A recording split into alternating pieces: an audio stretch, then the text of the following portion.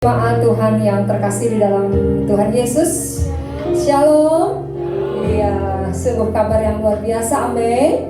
Ya, saya percaya di balik masker kita pasti ada senyuman, pasti ada sukacita.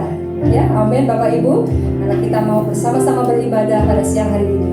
Mari sebelumnya kita mau satukan hati di dalam doa. Dengan segala kerendahan hati kami Tuhan, pada siang hari ini kami bersama-sama dengan umat-Mu, dengan jemaat-Mu Tuhan. Kami mau bawa hati kami kepadamu Bapa. Kami bawa persembahan kami bawa ucapan syukur kami kepadamu Tuhan. Kami merindu-rindukan Tuhan, lawatan-Mu terjadi atas ibadah kami pada siang hari ini. Biar pengurapan-Mu Tuhan tercurah atas setiap umat-Mu, pribadi lepas pribadi Tuhan. Setiap kami tanpa terkecuali akan mengalami lawatan Tuhan pada siang hari ini Bapa. Terima kasih Tuhan, dan kami percaya segala beban kami, segala pergumulan kami, segala apapun yang kami alami, kami hadapi Tuhan. Ketika kami pulang dari tempat ini, kami membawa satu kemenangan besar. Sebab Allah kami, Allah yang hidup, Allah yang berkuasa. Terima kasih Tuhan Yesus, kami mau dedikasikan ibadah kami siang hari ini ke dalam tangan Tuhan. Haleluya, amin. Ya, segala pujian, syukur kita hanya bagi nama Tuhan. Mari kita mau sama-sama nyanyikan Kau Tuhan yang selamatkanku. Terima kasih Yesus. Kau Tuhan yang pulihkanku. Terima kasih.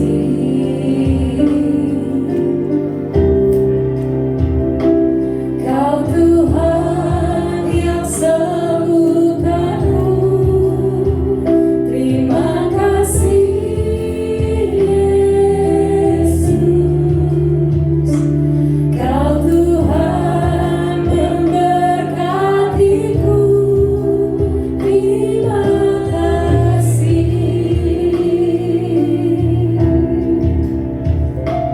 Kau Tuhan yang selamatkanku. Terima kasih Yesus. Kau Tuhan yang pulihkanku. Buat keselamatan, buat pemulihan, bahkan buat kesembuhan. Terima kasih Bapa. Kau Tuhan yang sembuhkanku. Terima kasih Yesus. Kau Tuhan memberkatiku. Terima kasih. Biar segala pujian dan syukur hanya bagi-Mu Tuhan. Pujian dan syukur hanya bagi-Mu Yesus. Dengan apakah ku balas kasih-Mu? Segala hormat kemuliaan hanyalah yang bagi-Mu. Ku sembah Yesus seumur hidupku. Biar melalui pujian ini merupakan satu ucapan syukur, pujian yang terbaik hanya bagi Tuhan. Mari kita mau lebih lagi, mau angkat pujian ini sama-sama katakan, Kau Tuhan yang selamatkanku. Terima kasih Yesus. Terima kasih Tuhan Yesus. Oh, Kau Tuhan yang pulihkanku. Terima kasih.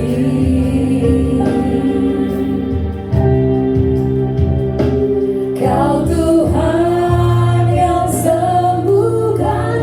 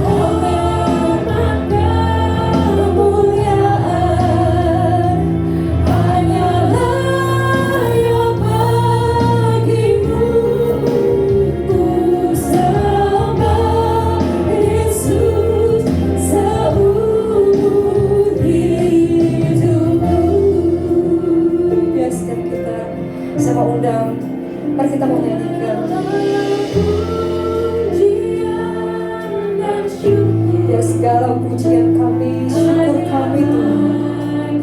Kami mempersembahkan hanya kepadamu Tuhan Yesus. Sebab kami gak dapat melakukan apapun Tuhan selain Engkau melakukannya itu semua buat kami. Kami bersyukur Tuhan buat keselamatan. Kami bersyukur buat pemulihan. Kami bersyukur buat kesembuhan setiap umat-Mu di tempat ini Tuhan. Terima kasih Yesus, seumur hidupku segala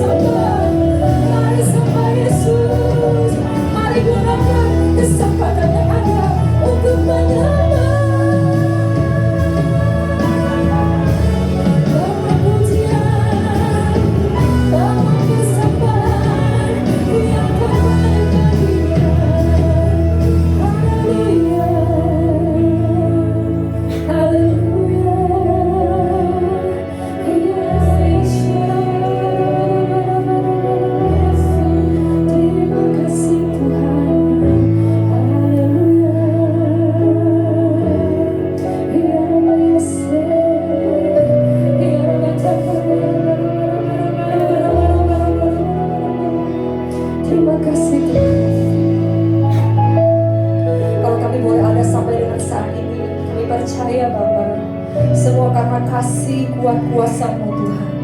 Kalau kami mengalami pemulihan demi pemulihan dalam hidup kami, dalam keluarga kami, dalam rumah tangga kami, dalam pekerjaan kami, itu semata-mata hanya karena kasih karunia-Mu Tuhan. Bahkan kalau kami disembuhkan dari segala kekurangan kelemahan tubuh kami percaya itu pun semua karena kuasa-Mu Tuhan yang terjadi atas hidup setiap umat. Oleh karena itu kami mau bawa dengan sukacita ucapan syukur kami pada siang ini Tuhan. Kami mau gunakan kesempatan yang ada dan kami gak mau sia-siakan Tuhan. Terpujilah nama-Mu Tuhan, biar hanya Engkau yang bertahta atas pujian dan penyembahan kami. Haleluya. Kita mau sama-sama katakan amin. Kita memberi sorak-sorai bagi Tuhan kita. Haleluya. Puji Tuhan. Kita adalah umat yang lebih daripada pemenang. Amin Bapak Ibu. Mungkin kita mau punya masalah, mungkin kita punya pergumulan, kita punya apapun yang terjadi dalam hidup kita, tapi kita percaya kita punya Allah yang hebat. Bahkan kita lebih daripada pemenang. Kita mau katakan sama-sama, kita mau angkat pujian ini sebagai bukti iman kita kepada Tuhan. Haleluya, lebih dari pemenang. Lebih dari pemenang dalam segala perkara. Iblis tak dikalahkan oleh kuasa darahnya. Jika Allah di pihak kita, siapa dapat melawan? Kita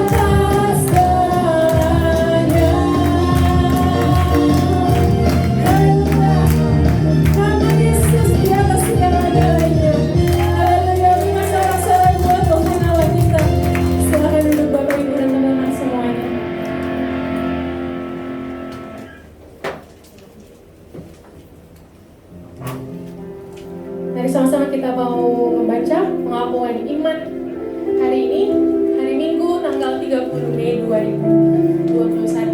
Mari kita baca bersama-sama 3, 2, 1. Walaupun tidak ada yang ambil tanggung jawab, saya tetap ambil tanggung jawab untuk menolong orang yang membutuhkan.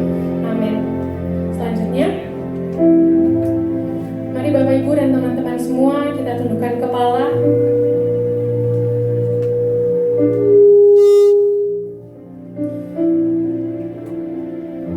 Kita datang sama Tuhan. Kita mau terus menjadi berkat buat bangsa dan kota kita. Mari sama-sama dimanapun Bapak Ibu duduk, dimanapun Bapak Ibu dan teman-teman ada, kita mau ucapkan kata-kata berkat buat bangsa dan kota kita. Kata-kata iman, kata-kata positif, kata-kata yang memberkati bangsa dan kota kita. Terima kasih Tuhan. Di dalam nama Tuhan Yesus, Tuhan, kami memberkati bangsa Indonesia dan kota Jakarta, Tuhan. Bangsa Indonesia dan kota Jakarta adalah milik-Mu, Tuhan. Datanglah kerajaan-Mu dan jadilah kehendak-Mu, Tuhan. Kami percaya, Tuhan, Engkau mengasihi bangsa dan kota kami. Bahkan Engkau rela mati di atas kayu salib untuk menebus bangsa dan kota kami, Tuhan. Bapa, kami percaya Tuhan ada mujizat terjadi, ada pemulihan terjadi, ada kesembuhan terjadi, ada kemenangan demi kemenangan terjadi buat bangsa dan kota kami, Tuhan. Kami percaya Tuhan, bangsa dan kota kami ada di dalam tangan-Mu, tangan yang besar, tangan yang ajaib, yang sanggup melakukan perkara yang besar buat bangsa dan kota kami, Tuhan. Terima kasih Tuhan, kami serahkan bangsa dan kota kami hanya kepadamu, Allah yang hidup. Terima kasih Tuhan, kita tetap dalam hadirat Tuhan. Bapak Ibu dan teman-teman semua, mari kita pejamkan mata kita, ambil waktu teduh secara pribadi dengan Tuhan. Mungkin di tengah kesibukan kita, di tengah pergumulan yang kita hadapi, keseharian kita, mungkin kita lupa untuk mengucap syukur, malah lebih banyak untuk menyalahkan keadaan. Mungkin lebih banyak menyalahkan situasi, bahkan menyalahkan orang-orang di sekitar kita. Mari pada siang hari ini, kita datang sama Tuhan, kita mau bilang terima kasih Tuhan. Terima kasih buat anugerah-Mu yang besar dalam hidup kami. Terima kasih kami punya Tuhan yang sangat-sangat baik Tuhan. Kami bersyukur kami ada sebagaimana kami ada semua karena anugerah-Mu Tuhan. Kami bersyukur kami punya Allah yang setia, Allah yang luar biasa. Tidak ada Allah lain selain Engkau, Yesus Kristus namanya. Terima kasih Tuhan, terima kasih. Haleluya Yesus. Terima kasih. Dengan segenap hati kita mau datang sama Tuhan. Betapa dahsyat Engkau Tuhan, Pencipta segala yang ada. Dulu sekarang sampai selamanya.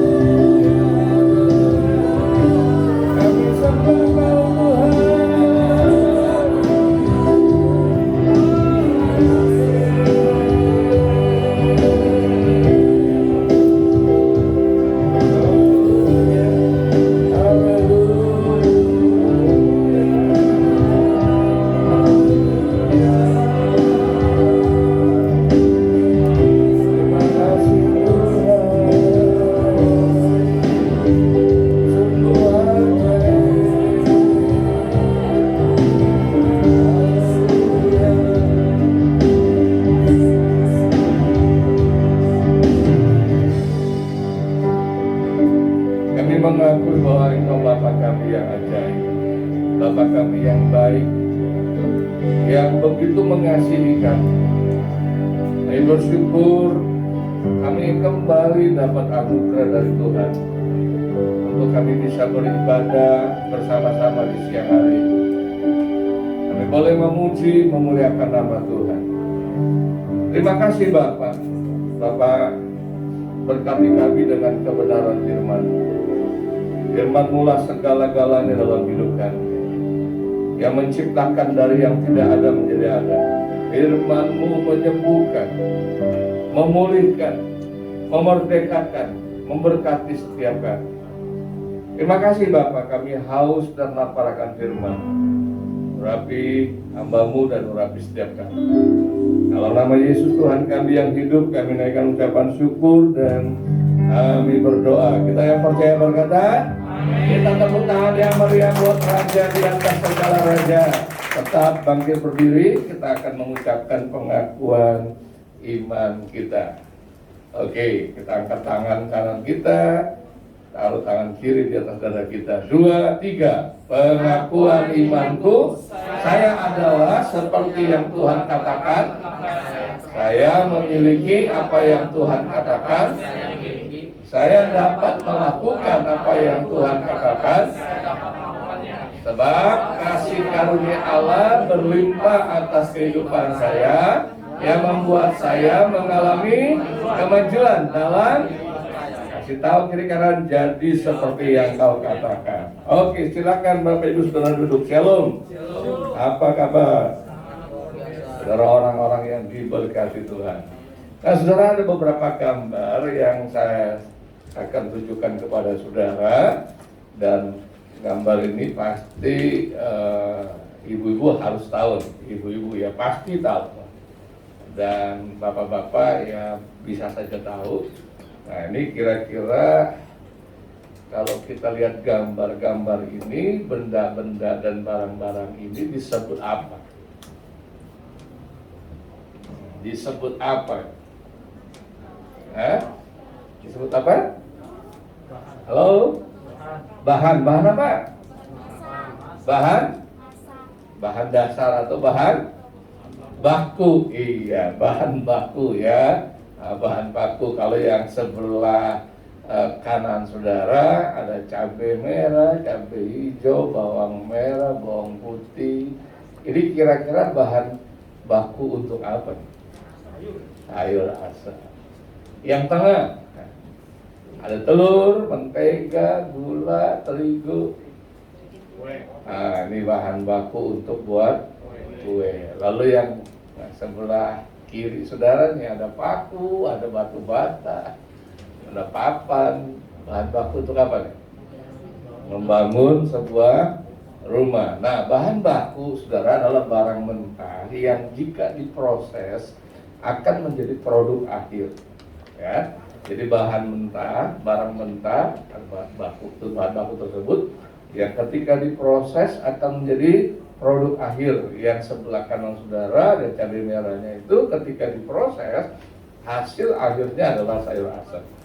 Yang tengah hasil akhirnya adalah kue dan sebagainya. Yang sebelah kiri hasil akhirnya adalah bangunan. Nah, saudara tahukah saudara bahwa ternyata firman Tuhan juga adalah barang atau bahan baku. Nah, firman Tuhan juga sebagai bahan baku dari iman dan pengharapan kita. Nah, kita baca dulu ayat ini ya, yang sudah kita hafal. Ibrani 11 ayat yang pertama. 2, 3. Iman adalah dasar dari segala sesuatu yang kita harapkan dan bukti dari segala sesuatu yang tidak kita lihat. Nah, kita sudah belajar bahwa kata dasar itu mempunyai dua arti. Yang pertama adalah fondasi atau dasar. Nah, beberapa minggu yang lalu kita sudah belajar bahwa firman Tuhan harus menjadi dasar dari iman kita, menjadi dasar dari pengharapan kita. Kenapa? Karena firman Tuhan itu iya dan amin. Terjamin, pasti. Nah, saudara kalau mengharapkan sesuatu harus ada jaminannya, harus ada kepastiannya. Ya, ternyata dasarnya harus firman Tuhan. Nah, kita sudah belajar. Nah, hari ini kita mau belajar ternyata firman Tuhan juga bukan hanya sekedar jadi dasar, tapi dia juga bisa jadi bahan baku, saudara. Kenapa? Karena dasar itu mempunyai arti juga bahan baku. Jadi firman Tuhan adalah bahan baku dari apa yang kita harapkan dan dari apa yang kita imani. Nah, kalau bahan baku yang tadi kita sudah bahas harus mengalami proses untuk menjadi sesuatu. Nah, begitu juga dengan firman Tuhan. Dia juga harus mengalami sebuah proses yang mendatangkan apa yang kita rindukan, apa yang kita butuhkan. Misalnya, saya kasih contoh, kalau saudara butuh kesembuhan, firman Tuhan ini jadi bahan bakunya. Tapi harus mengalami proses. Dan ketika mengalami proses, maka akan mencapai hasil akhirnya, yaitu kesembuhan. Kalau kita mau mengalami keberhasilan, nah kita kumpulkan tuh bahan baku dari firman Tuhan, ayat-ayat dari firman Tuhan yang berbicara tentang keberhasilan. Lalu mengalami proses dan akhirnya jadilah yang namanya keberhasilan. Nah, pertanyaannya kan sederhana nih. Jadi apa yang harus kita lakukan terhadap firman Tuhan yang adalah bahan baku dari iman dan pengharapan kita? Apa yang harus kita lakukan? Apa yang harus kita kerjakan dengan firman Tuhan tersebut?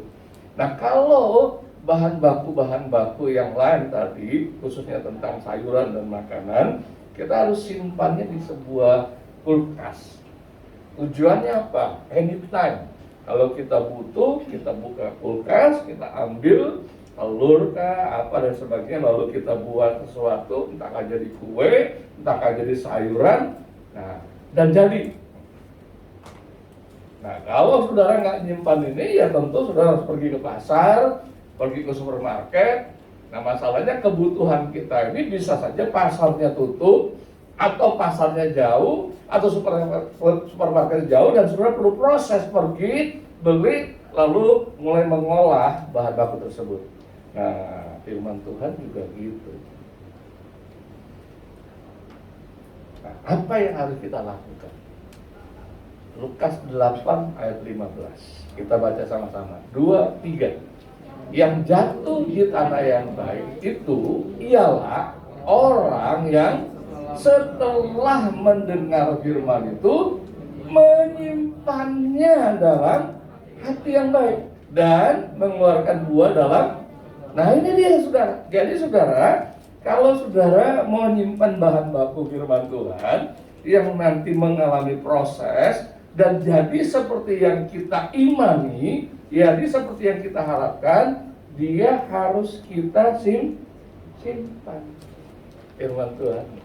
Nah, simpannya ini bukan di lemari, bukan di kulkas, bukan di handphone, bukan di laptop, bukan. Simpannya di mana?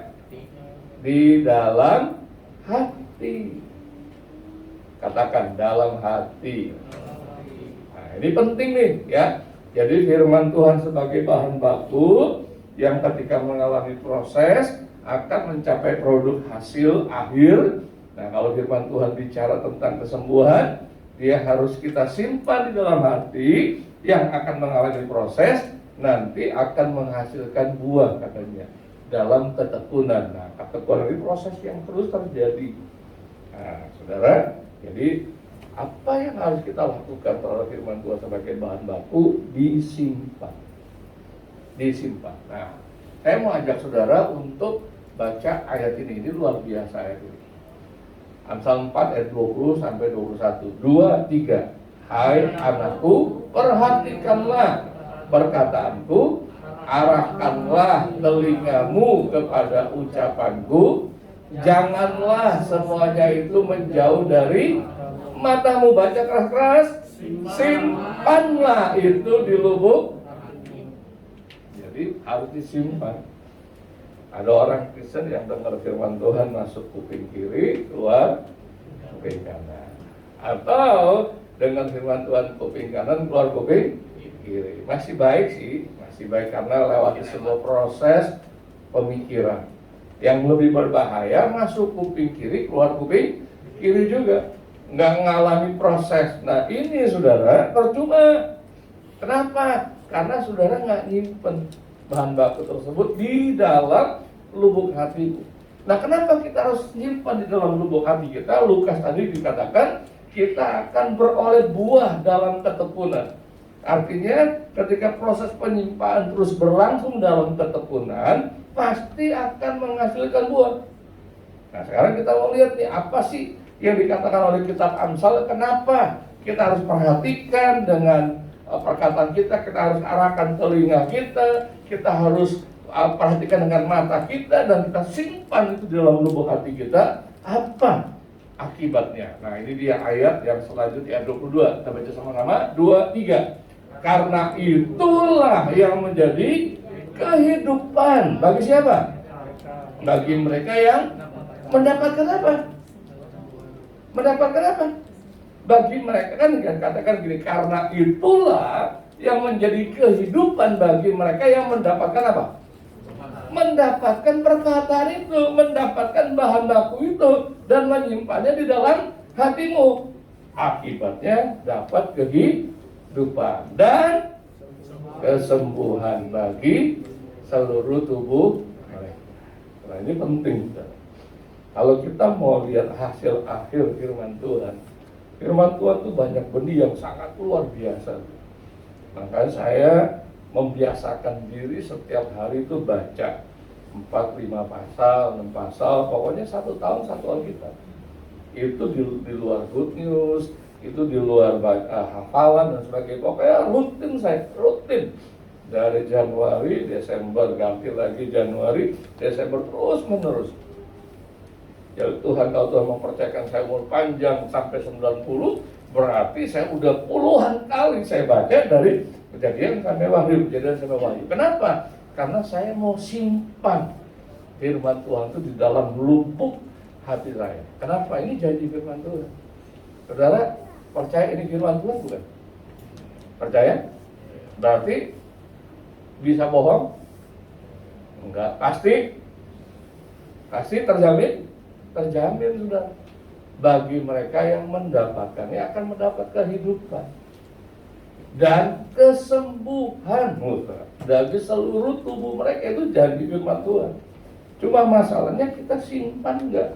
Kita jadi orang Kristen selama ini bertahun-tahun, kita simpan enggak? Ada beberapa orang yang saya sampaikan ini, aduh sayang ya, kenapa ya enggak dari dulu saya simpan firman Tuhan? Kenapa ya? Ya, karena saudara menganggap firman Tuhan itu sebelah mata, nggak menganggap penting, bahkan dia biasa aja. Tapi orang-orang yang ngerti ini, saudara, wah, pasti mereka simpan. Nah, kalau bahan baku yang satu disimpan di kulkas, lalu mengalami proses jadi, nah ketika firman Tuhan yang kita simpan di dalam hati kita itu akan mengalami proses. Dan kita nggak tahu. Kalau saudara masak sebuah masakan mengalami proses, tahu kenapa? Karena kita bisa lihat. Tapi firman Tuhan yang tertanam di dalam hati kita, ketika itu mengalami proses, kita nggak tahu. Tapi hasilnya kita tahu, yaitu kehidupan dan kesembuhan. Itu yang Tuhan janjikan. Yesus pernah bilang begini sama murid-muridnya.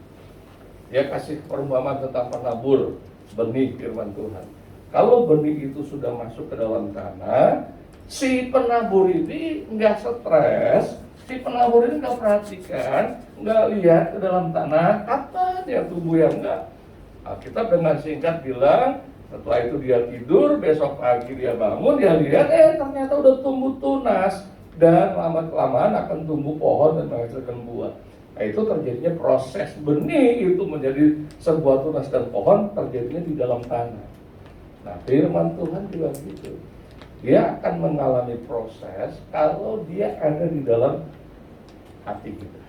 Kalau dia ada di dalam lubuk hati kita.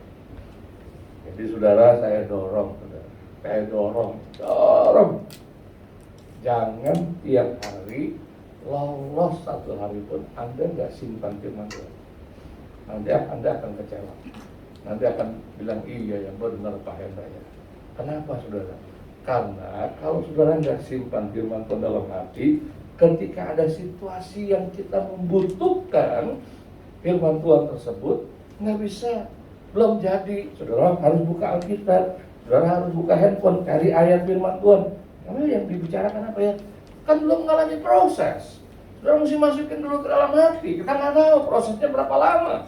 Tapi kalau saudara udah simpan terus benih inilah, wah terus simpan.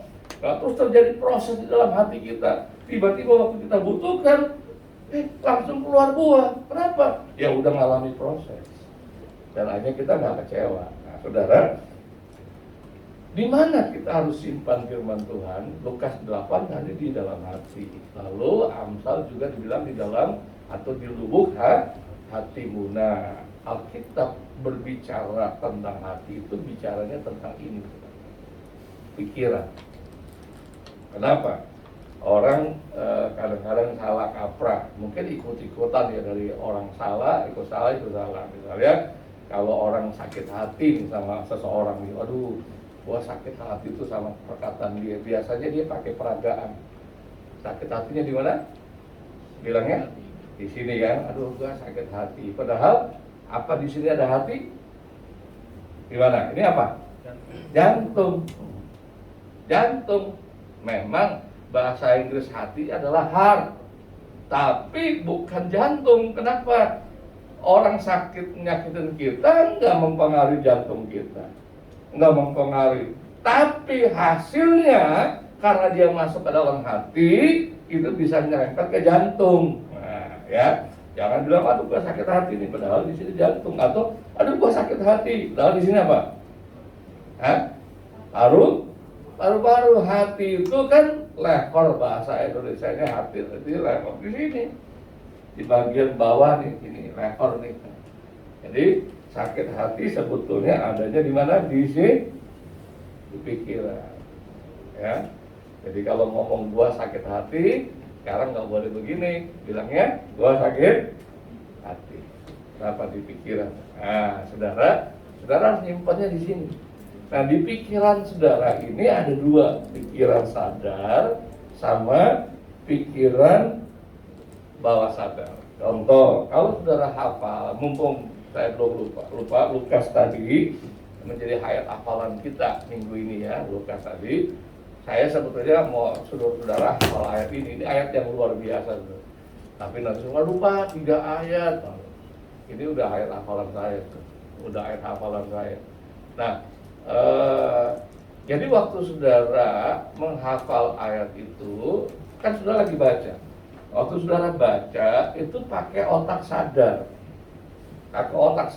Saudara menyadari, oh ya ini misalnya contoh ya. Hai anakku, perhatikanlah perkataanku. Saudara sadar. Nah, waktu masuk ke pikiran sadar, itu harus masuk ke pikiran bawah sadar. Nah, gimana caranya masuk pikiran bawah sadar? Harus diperkatakannya berulang-ulang, berkali-kali, sampai apa? Sampai hafal. Artinya sampai hafal, udah respon otomatis. Misalnya dia tanya, masih ingat gak Amsal 4, 20 sampai 22? Oh ya, muncul tuh. Kenapa bisa muncul? Karena bukan lagi ada di pikiran sadar, tapi ada di pikiran bawah sadar, muncul seret otomatis. Nah, itu berarti sudah masuk ke dalam lubuk hati.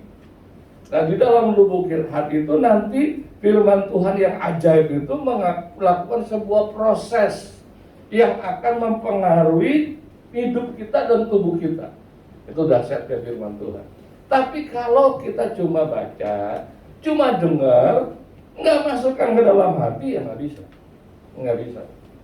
Nah, apa bedanya Pak? Pikiran sadar sama pikiran bawah sadar. Contoh. Kalau saudara belajar motor atau belajar mobil pertama kali, saya yakin saudara pakai pikiran sadar. Mulai misalnya motor ya, oh ini kopling ya, ini rem ya misalnya. Oh ini remnya ya dan sebagainya. Itu selalu menggunakan otak sadar. Tapi kalau sudah ahli nih naik motor atau naik mobil, udah nggak mikir, tiba-tiba ngerem aja, otomatis tuh. Tiba-tiba ada misalnya ada orang nyebrang mendadak, set, ya udah kita rem. Kenapa? Karena otomatis. Tapi kalau lagi belajar, ada, oh ini rem ya. Nah, tapi kalau latihan terus berulang-ulang, udah jadi respon otomatis. Nah, firman Tuhan juga gitu. Kalau kita mau buat firman Tuhan itu menjadi respon otomatis di dalam pikiran bawah sadar kita harus lakukan ini, membaca. Ada yang bilang, aduh Pak, saya nggak suka baca. Oke, mendengar. Gimana caranya? Ya, downloadlah di aplikasi handphone, ada Alkitab bersuara, gitu. Mendengar, membaca, mendengar. Kalau saudara suka membaca, jangan hanya baca dalam hati, tapi mulai dengeran suaranya supaya mendengar, karena iman timbul dari pendengaran. Ya. Lalu gimana? Nggak cukup sampai di situ, cuma dengar aja nggak cukup, cuma dengar masuk kuping kiri keluar kuping kanan nggak cukup. Dia harus diulang, diperkatakan sampai hafal. Nah, ini proses yang kita lakukan sampai hafal. Nah, waktu sampai hafal masuk ke dalam alam bawah sadar kita. Nah, waktu masuk ke dalam alam bawah sadar kita, itu firman lagi diproses sama firman Tuhan. Jadi firman Tuhan itu memproses di dalam alam pikiran bawah sadar kita. Nah, ketika ada satu kebutuhan, muncul otomatis, muncul, oh gini. Dan itu mempengaruhi saudara. Kenapa? Karena waktu keluar melalui perkataan kita, firman Tuhan bilang hidup dan mati dikuasai oleh lidah. Nah, jadi lidah kita akan mengeluarkan firman Tuhan. Memang firman Tuhan bilang gini, firman yang keluar dari mulutku tidak akan kembali dengan sia-sia. Tuhan ngomong, dia akan melaksanakan apa yang aku suruhkan kepadanya. Jadi firman Tuhan itu ketika keluar punya tujuan Tuhan. Nah, keluarnya dari mana? Dari mulut kita juga bisa. Tapi firman Tuhan ya bukan mulut kita, ya mulut kita cuma alat. Isi apa yang kita perkatakan itulah yang menentukan. Nah, di alam bawah sadar ini, sebelum firman Tuhan kita masukkan terus-menerus, ini ada banyak kotoran. Ada banyak kenajisan, ada banyak pikiran jahat, kotoran jahat. Nah, saudara harus berlomba-lomba nih, lomba-lomba yang mana lebih banyak. Kenapa? Kalau firman Tuhan yang saudara masukkan dalam pikiran bawah sadar masih sedikit, jangan heran. Ya pasti keluarnya pikiran-pikiran yang salah, yang negatif, yang kotor, yang lemah dan sebagainya. Oh iya, kenapa ya? Ya karena yang saudara tahu firman Tuhan masih sedikit, kalah banyak. Jadi alam bawah sadar kita itu keluar ditentukan yang mana yang lebih banyak. Kalau saudara nggak pernah taruh firman Tuhan, berarti kan sedikit, nggak ada malah. Tahu sih tahu, dengar sih dengar, nggak cukup, nggak cukup. Lukas tadi, dia yang mendengar dan menyimpannya. Ini kan udah ada kata nih, telinga kan, berarti mendengar, tapi dia harus simpan. Katakan simpan. Nah, simpan apa? Simpan firman Tuhan. Jadi Bapak Ibu Saudara, pekerjaan utama hidup kita sebagai orang Kristen itu, namun tidur, sebelum tidur ini, namanya siang dan malam. Perkataan. Jadi saya senang. Ada ayat-ayat hafalan tuh. Nah, saya kasih cara nih. Saya rekam suara saya di handphone saya 10 ayat. Rekam, kan bisa bro. Baca aja, rekam. Nanti saya mau jemput istri saya ke pasar, ya udah saya jalan sambil pasang ini di box handphone. Lalu saya dengerin ayat-ayat tersebut sambil saya mengucapkan. Jadi tiap hari saya ngulang terus. Kenapa? Ya memang itu tugas saya sebagai anak Tuhan. Bukan supaya saya bisa khotbah, enggak, bukan. Ini kepentingan saya nyimpan firman Tuhan secara pribadi. Supaya apa? Supaya saya mendapatkan firman Tuhan dan mendapatkan kesembuhan, mendapatkan kehidupan. Jadi Bapak Ibu Saudara, jangan malas untuk simpan firman Tuhan. Mari kita berdoa. Bapa di sorga, kami datang kepadamu. Pada siang hari ini kami sungguh bersyukur dan berterima kasih. Bapak Ibu Saudara, jangan hanya dengar, tapi jadilah pelaku firman Tuhan. Saya mau berdoa buat saudara yang berkata, Tuhan, terima kasih Engkau mengingatkan kembali kepadaku bahwa aku tidak boleh hanya mendengar firman Tuhan, tapi harus simpan firman Tuhan di dalam hatiku. Siang hari ini aku buat sebuah keputusan. Tuhan, tolong aku Tuhan. Aku mau menyimpan firman Tuhan tiap hari Tuhan. Tiap hari. Kalau perlu sesering mungkin dalam satu hari aku menyimpan firman Tuhan. Sebanyak-banyaknya aku simpan firman Tuhan dalam hatiku. Karena firman Tuhan menjadi bahan baku yang ketika diproses, dia akan memberikan kehidupan, kesembuhan. Aku mau Tuhan melakukannya tiap hari. Saya mau berdoa buat saudara yang punya komitmen seperti itu. Saudara boleh taruh tanganmu di atas dada. Saya mau berdoa buat saudara. Tuhan, Engkau lihat tangan-tangan yang kami taruh di atas dada kami. Sementara saudara taruh tanganmu di atas dadamu yang satu, angkat tanganmu yang lain di atas. Dan ikuti doa yang saya panjatkan di Bapa di sorga. Dalam nama Yesus, saya bertobat.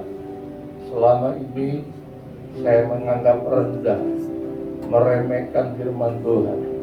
Tapi ternyata luar biasa firman Tuhan. Saya buat komitmen, tolong saya Tuhan, setiap hari saya menyimpan firman Tuhan di dalam hati saya, di dalam pikiran saya, masuk ke dalam pikiran bawah sadar saya.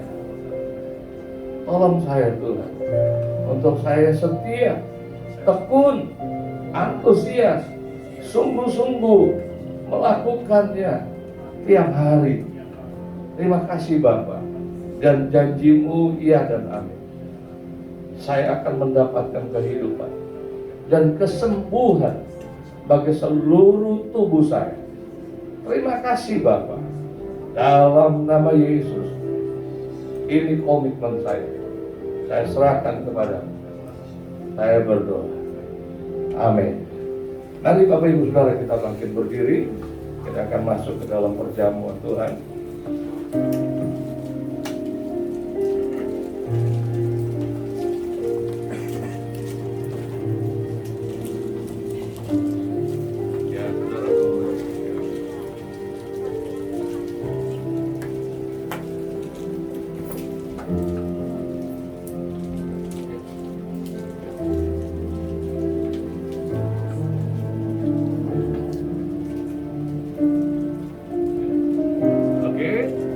Saudara yang sudah siap, angkat tangan kanan saudara yang memegang roti.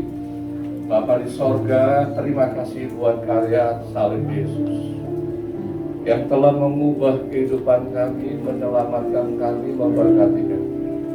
Di tangan kanan kami ada roti yang menggambarkan tubuh Yesus. Kami sepakat dengan firman Tuhan bahwa tubuh Yesus menanggung segala sakit, penyakit, dan kelemahan kami. Dan oleh kuasa bilur-bilur Yesus kami sudah disembuhkan. Terima kasih buat hidup berkelimpahan, hidup yang sehat, hidup yang berkemenangan yang Kau berikan kepada kami. Mari kita makan.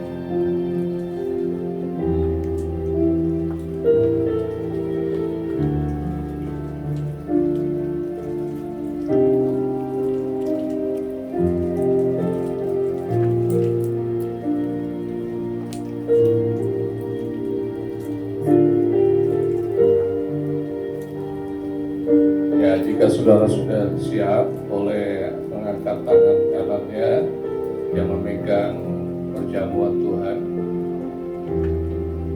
Kami bersyukur buat darah-Mu Yesus yang telah tercurah bagi kami. Kami sepakat dengan firman Tuhan bahwa darah Yesus telah mengampuni kami dari segala dosa dan kejahatan dan pelanggaran kami, dan sudah menghapus semuanya itu. Kami sudah disucikan, dikuduskan, dibenarkan menjadi anak-anak Allah, ahli waris kerajaan surga. Darah Yesus memagari kami dari segala yang jahat, dari segala sakit, penyakit, dan kelemahan tubuh, dari segala virus, kuman, bakteri. Darah Yesus melindungi kami. Mari kita minum.